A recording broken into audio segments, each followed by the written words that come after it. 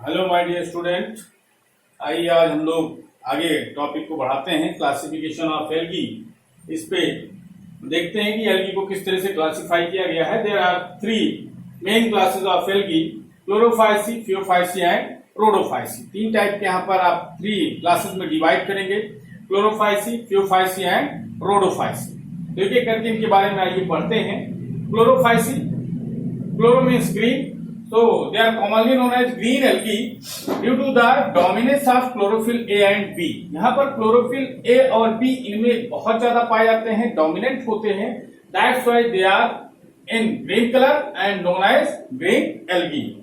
इसीलिए इनको green algae कहते हैं। क्वेश्चन आपके यहाँ पूछा जाता है कि why chlorophyll is known as green algae, तो आप आंसर देंगे because they have chlorophyll A and B in dominant या due to the presence of dominant amount, high large amount of chlorophyll a and b. तो chlorophyll ए और b यहाँ पर इसको green colour provide करते हैं। दे आर फाउंड, तो हमने जैसे बताया था, पहला कैरेक्टर यहाँ हैबिटेट, फिर स्ट्रक्चर, उसके बाद कोई और स्पेशल कैरेक्टर है, और फिर इसके बाद मोड ऑफ रिप्रोडक्शन। तो इस तरह से किसी भी आप ऑर्गेनिज्म की स्टडी करोगे, किसी भी क्लास की स्टडी करेंगे यहाँ पर, तो हैबिटेट को कवर करेंगे। They are found in fresh water, brackish water and salt water. तो फ्रेश वाटर में भी मिलते हैं, ब्रैकिश वाटर में भी और सॉल्ट वाटर में। जैसा कि आप पहले भी पढ़ चुके हो एल्गी की कैरेक्टरिस्टिक में, ये सभी के सभी एक्वेटिक होते हैं, ज्यादातर एक्वेटिक पाए जाते हैं या फिर मॉइस्ट प्लेसेस में मिलेंगे। They may be unicellular, colonial, filamentous. ये भी आप पढ़ चुके हैं। यूनिसेलर में क्लेमाइडोमोनास, कॉलोनियल में वॉलवॉक्स, और फिलामेंटस में आपने पढ़ा है यूलोथ्रिक्स और Spirogyra. Most of them have one or more storage bodies in the chloroplast. Chloroplast में एक या एक से अधिक स्टोरेज बॉडीज प्रेजेंट होती हैं। इन एल्गी के अंदर जो क्लोरोप्लास्ट पाए जाते हैं, उस क्लोरोप्लास्ट में स्टोरेज बॉडीज होती हैं जिन्हें पायरेनोइड कहते हैं। तो पायरेनोइड्स भी पूछा गया आपके यहाँ, व्हाट आर पायरेनोइड्स, तो आप बोलोगे storage bodies present in the chloroplast is known as pyrenoid which contain protein beside starch. Means इनमें स्टार्च तो पाया ही जाएगा, प्लांट सेल है, लेकिन इसके अलावा प्रोटीन भी प्रेजेंट होती है पायरेनोइड में। तो पायरेनोइड में आप प्रोटीन प्लस स्टार्च याद करोगे, दोनों पाए जाते हैं। और कहां होंगे पायरेनोइड? क्लोरोप्लास्ट में। तो इस तरह से पायरेनोइड इंपॉर्टेंट है, इसको जरूर याद रखेंगे। व्हाट आर पायरेनोइड्स, इस तरह से क्वेश्चन पूछा गया है। They have a rigid cell wall. Chlorophyceae में जो मेंबर हैं, एल्गी हैं, वो सेल वॉल, उनकी रिजिड सेल वॉल प्रेजेंट होगी। उनमें made up of an inner layer of cellulose, जो अंदर की लेयर होगी वो सेलुलोज की बनी होगी, and an outer layer of pectose. तो सेल वॉल में दो लेयर होंगी, अंदर की लेयर सेलुलोज की बनी होगी और बाहर वाली लेयर पेक्टोज की बनी होगी। इसे भी याद रखेंगे। Vegetative reproduction takes place. अब आइए रिप्रोडक्शन करते हैं। स्ट्रक्चर में बस इतना ही पढ़ना था। आपको ये भी याद कर सकते हो कि यहाँ पर जो क्लोरोप्लास्ट का शेप है वो दिया गया है अलग अलग, कि यहाँ पर कप शेप भी हो सकता है, स्पाइरल भी हो सकता है, स्पाइरल जैसे आप स्पाइरोगायरा में देखते हो। तो क्लोरोप्लास्ट का शेप अलग अलग होता है अलग अलग एल्गी में। उस पॉइंट को मैंने यहाँ स्किप किया है, छोड़ दिया है। तो इस तरह से आप कितना जनरल याद करेंगे जो इंपॉर्टेंट है यहाँ पे। और नेक्स्ट रिप्रोडक्शन पे चलते हैं। तो रिप्रोडक्शन में उसी तरह से सेम जैसे कि एल्गी की कैरेक्टरिस्टिक में आपने तैयार किया, उससे आसानी होगी जब आप एल्गी पढ़ लोगे, एल्गी की कैरेक्टरिस्टिक पढ़ लोगे।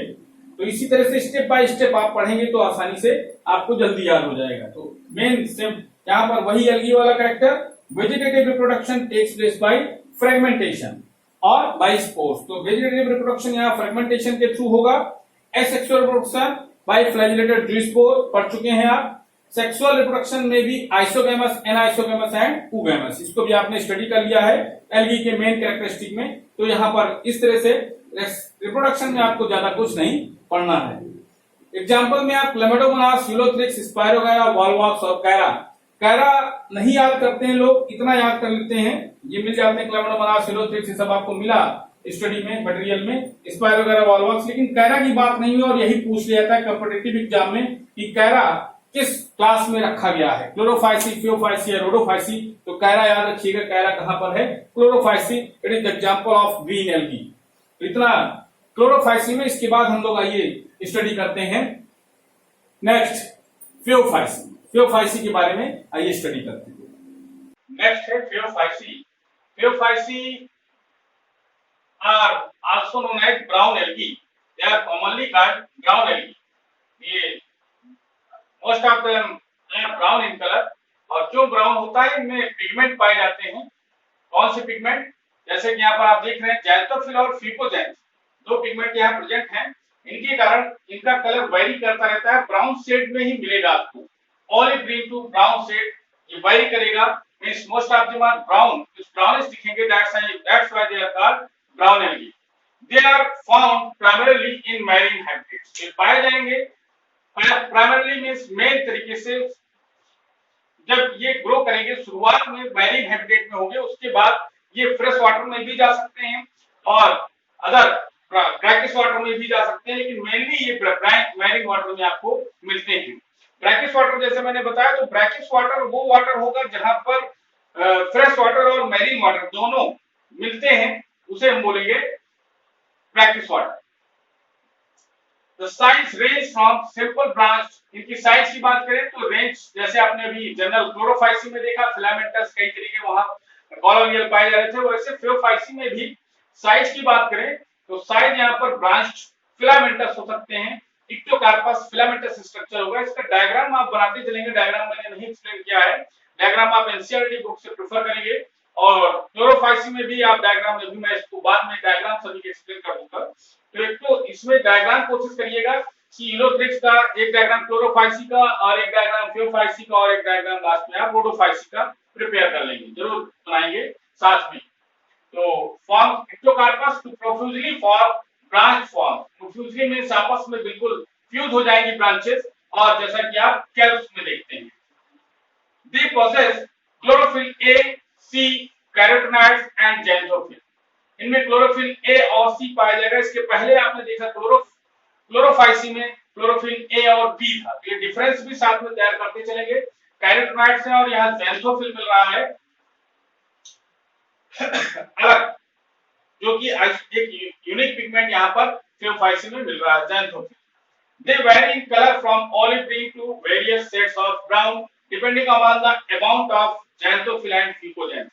तो xanthophyll और fucoxanthin पिगमेंट की बेसिस पर किस अमाउंट में ये प्रेजेंट हैं, कौन सा ज्यादा है कौन सा कम है। अगर xanthophyll ज्यादा है तो ब्राउन की तरफ मूव करेगा, ब्राउन होता जाएगा। मींस यहाँ पर अगर ये कम है, ये ज्यादा है, तो कुछ थोड़ा सा वो शेड में ही आएगा, ब्राउन के शेड में ही मिलेगा, olive green to brown shade तक ये वेरियस शेड्स ऑफ ब्राउन में मिलेंगे। फूड की बात करें, फूड स्टोरेज में जैसे वही पैटर्न चल रहा है, पहले हैबिटेट फिर स्ट्रक्चर और कुछ यूनिक बातें। इनमें फूड स्टोरेज होगा as complex carbohydrate. Complex carbohydrate में जैसे आप लैमिनेरिन और मैनिटाल, ये यूनिक कार्बोहाइड्रेट हैं जो आपको फ्लोरोफाइसी में ही पढ़ने को मिलते हैं। तो लैमिनेरिन और मैनिटाल ये केवल फ्लोरोफाइसी में आपको मिलेगा स्टोर फूड के फॉर्म में, और ये है क्या, कॉम्प्लेक्स कार्बोहाइड्रेट। तो इस तरह से यहाँ पर फूड स्टोरेज कॉम्प्लेक्स कार्बोहाइड्रेट के फॉर्म में होगा, और उसे क्या कहेंगे यहाँ पर, वो कार्बोहाइड्रेट कौन सा है, लैमिनेरिन या मैनिटॉल, ये यूनिक कैरेक्टरिस्टिक होगी। Vegetative cells have a cellulosic wall. Vegetative cells में आपको एक सेलुलोज की सेल वॉल मिलेगी, usually covered on the outside by a gelatinous coating of algin. तो जिलेटिनस कोट पाई जाएगी, कोटिंग होगी ऊपर, आउटर कवरिंग होगी किसकी, एल्जिन की होगी, इसके ऊपर सेलवाल के ऊपर। सेलवाल के ऊपर भी कवरिंग पाई जा रही है, एल्जिन की आप पढ़ चुके हैं, हाइड्रोकोलाइड्स हैं जो कि वाटर होल्डिंग सब्सटेंसेस हैं। Next, plant body is usually attached to the substratum. Substratum means कोई बेस, कहां से ये प्लांट कैसे अटैच होते हैं, इनमें रूट्स वगैरह नहीं होती, पहले ही बात हो गई। जितने भी एल्गी हैं इनमें रूट, स्टेम, लीफ नहीं होगा, थैलॉइड स्ट्रक्चर होता है इनमें। तो यहाँ पर कैसे अटैच होते हैं, सबस्ट्रेटम से, बेस से, जहां पर भी ये ग्रो कर रहे हैं, तो जिससे अटैच होते हैं उस पार्ट को, इनके प्लांट बॉडी के पार्ट को कहते हैं hold fast and have the stalk. और एक स्टेम लाइक स्ट्रक्चर होगा जिसको स्टाइक कहेंगे, स्टेम नहीं बोलेंगे। तो रूट की जगह पर यहाँ होल्ड फास्ट यूज कर रहे हैं ये, और स्टेम की तरह यहाँ स्ट्रक्चर दिखेगा, स्टार्क जो दिखेगा आपको स्टाइक बोला जाएगा। And leaf like photosynthetic organ, plant है जहाँ फोटोसिंथेसिस होगी, लीफी स्ट्रक्चर पाया जाएगा जिसको फ्रॉन्ड बोलेंगे, यहाँ लीफ वर्ड नहीं यूज करेंगे। ये भी फ्रॉन्ड टर्म कई बार पूछा गया, आप आंसर लगाएंगे तो ये लीफ लाइक स्ट्रक्चर है, ये यहाँ से क्वेश्चन पूछा गया है कि लीफी स्ट्रक्चर को क्या कहते हैं, फ्रॉन्ड बोलते हैं। यहाँ पर ट्रू लीफ, ट्रू रूट या ट्रू स्टेम नहीं पाए जा रहे हैं, उनकी जगह पर ये होल्ड फास्ट स्टाइक या फ्रॉन्ड प्रेजेंट है। Vegetative reproduction takes place by fragmentation. तो रिप्रोडक्शन की बात करें लास्ट में, तो वेजिटेटिव रिप्रोडक्शन यहाँ पर फ्रेगमेंटेशन जनरल टाइप एल्गी में, asexual reproduction is by biflagellated zoospore। ज़ूस्पोर में दो फ्लैजिला होंगे और ज़ूस्पोर का जो शेप होगा वो पियर शेप होता है। तो इस तरह से एसेक्सुअल रिप्रोडक्शन ज़ूस्पोर के थ्रू होते हैं। सेक्सुअल रिप्रोडक्शन में भी आइसोगैमस, एनाइसोगैमस, टूगैमस, यहाँ पर भी आप देख रहे हैं आइसोगैमस तीनों टाइप का कोई भी सेक्सुअल रिप्रोडक्शन पाया जा सकता है, वो डिपेंड करेगा कौन सा ऑर्गेनिज्म है। द गैमेट्स आर पायरिफॉर्म, लेकिन जो गैमेट है यहाँ पर फ्यूज करेंगे उनका शेप पियर शेप होगा। एसेक्सुअल में भी जो ज़ूस्पोर है वो पियर शेप है। पियर शेप मींस नाशपाती के आकार के, तो पियर शेप अगर है तो उसको पायरिफॉर्म भी बोल सकते हैं। पायरिफॉर्म मींस पियर शेप एंड बाइफ्लैजिलेटेड, और यहाँ गैमेट्स भी बाइफ्लैजिलेटेड होते हैं। ज़ूस्पोर भी बाइफ्लैजिलेटेड और गैमेट्स भी बाइफ्लैजिलेटेड होते हैं। एग्जांपल की बात करें तो यहाँ एग्जांपल में आप एक्टोकार्पस पढ़ चुके हैं अभी सेकंड पॉइंट में। ये टियोटा बहुत इंपॉर्टेंट नहीं है, लेकिन एक्टोकार्पस जरूर याद रखिए। लैमिनेरिया, सर्गासम और फ्यूकस, ये आपको जरूर याद होने चाहिए। सर्गासम और लैमिनेरिया एसएलपी याद आता है कुछ कुछ। सर्गासम और लैमिनेरिया एडिबल एल्गी हैं, इनको हम लोग एज ए फूड यूज कर सकते हैं। इस तरह से यहाँ पर फिलोफाइसी पूरा इतना आपको यहाँ कवर करना होगा। ये कैरेक्टरिस्टिक इंपॉर्टेंट है, कम से कम 5 या 6 पॉइंट आपको जरूर याद रखना। नेक्स्ट आइए हम लोग पढ़ते हैं last rhodophyceae. Rhodophyceae, rhodophyceae, rhodo means red, rhodophyceae यहाँ पर commonly known as red algae. Red algae क्यों है, क्यों रेड कलर का शो कर रहे हैं? Due to the dominance of red pigment are phycoerythrin. तो पिगमेंट तो इनमें बहुत सारे जैसे क्लोरोफिल ए और क्लोरोफिल डी भी पाया जाएगा, लेकिन आर फाइटोइलेक्ट्रिन के कारण इनका कलर रेड कलर का शो होगा। तो रेड कलर के होंगे, commonly known as red algae due to the dominance of red pigment are phycoerythrin. तो पहला पॉइंट यहाँ पर यही बन जाएगा, यूनिक पॉइंट होगा, यूनिक कैरेक्टर होगा। रेड कलर के हैं ये, जबकि इसके पहले आपने फिलोफाइसी देखा वो ब्राउन कलर के और क्लोरोफाइसी ग्रीन कलर के। तो इस तरह से यहाँ पर commonly known as red algae. फिर हैबिटेट कवर करेंगे। They are mostly marine, means fresh water में भी हो सकते हैं, लेकिन ज्यादातर अगर देखा जाए तो ये कैसे होते हैं, मैरीन होते हैं, सी वाटर में पाए जाते हैं। मोस्टली दे आर मल्टीसेलुलर, ज्यादातर आप देखोगे इसमें रोडोफाइट्स में तो सभी के सभी मल्टीसेलुलर हैं, कई सेल्स के बने होंगे। The food is stored as floridean starch. तो इनका कैरेक्टरिस्टिक जैसे आपने लैमिनेरिन या मैलिडोल पढ़ा फिलोफाइसी में, वैसे ही यहाँ पर फ्लोरिडियन स्टार्च के फॉर्म में यहाँ फूड स्टोर होता है। फ्लोरिडियन स्टार्च की बात जैसे ही आएगी आप रेड एल्गी समझोगे। फ्लोरिडियन स्टार्च कहीं और आपको नहीं मिलेगा, यूनिक कैरेक्टर है। कहां मिलेगा आपको? रोडोफाइसी एल्गी में ये एज स्टोर्ड फूड के फॉर्म में होते हैं, which is very similar to amylopectin and glycogen in structure. तो ये नीट लेवल पे क्वेश्चन बन सकता है कि फ्लोरिडियन स्टार्च का स्ट्रक्चर किस तरह का होगा, किससे मैच करेगा। तो ये फ्लोरिडियन स्टार्च का जो कैरेक्टर है वो जो इसका स्ट्रक्चर है वो एमाइलोपेक्टिन और ग्लाइकोजन से मिलता जुलता है स्ट्रक्चर में। आप जानते हो ग्लाइकोजन ये स्टोर फॉर्म होता है एनिमल्स में, स्टोर होता है। ग्लाइकोजन एक कार्बोहाइड्रेट होगा और एमाइलोपेक्टिन भी एक कार्बोहाइड्रेट है, ये स्टार्च है, जिनमें आप देखते हो कि जो फ्लोरिडियन भी एक स्टार्च है, फ्लोरिडियन स्टार्च, तो इसका सिमिलर होगा, यहाँ पर वेरी सिमिलर होगा स्ट्रक्चर में एमाइलोपेक्टिन और ग्लाइकोजन की। They have chlorophyll a and chlorophyll D. यहाँ ए तो सभी में पाया जा रहा है, यूनिवर्सल पिगमेंट एक तरह से हो जा रहा है, सभी एल्गी में पाया जा रहा है, लेकिन क्लोरोफिल नेक्स्ट वाला जैसे वहां बी सी, फिर इसके बाद यहाँ पर आप देख रहे हो डी, तो क्लोरोफिल ए और क्लोरोफिल डी प्रेजेंट होगा रोडोफाइसी में। Next vegetative reproduction takes place by fragmentation. तो जनरल वही है, पुराना मेथड सभी एल्गी में आप देख रहे हो कि वेजिटेटिव रिप्रोडक्शन हमेशा फ्रेगमेंटेशन से हो रहा है।